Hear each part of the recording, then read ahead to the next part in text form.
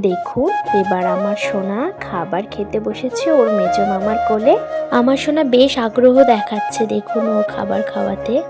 সমস্ত মামার মধ্যে একটা ওর মুখে খাবার ছোঁয়াতে পারেনি, সময়ের মধ্যে ওরা এসে পৌঁছতেই পারেনি। আমার ভীষণই খারাপ লাগছিল। মামা তো ভীষণ আগ্রহী আমার ভাগ্নিকে মুখে খাবার ছোঁয়াবো। সোনার এই অনুষ্ঠান নিয়ে আমি ভগবানের কাছে অনেক প্রার্থনা করেছি আমার সোনার এই যে অনুষ্ঠানের দিনটা সেটা যেন সুস্থ স্বাভাবিকভাবে কেটে যায়। আমার সোনার এই অনুষ্ঠানটা নিয়ে শুরু থেকে অনেক সমস্যার সৃষ্টি হয়েছে, একটার পর একটা যে কোনো সমস্যা চলে আসছিল। ভগবানের কৃপায় আমাদের সেই দিনটা খুবই সুন্দর সুষ্ঠুভাবে কেটেছে। দেখুন এইবার ওর সেজো মামা বসেছে ওর মুখে খাবার ছোঁয়াতে। এইবারে দেখবেন, এই দেখুন সব থেকে পুচকে ছোট্ট মামা ওকে খাবার খাইয়ে দিল। আজকের ভিডিওটা তাহলে এখানেই রাখছি।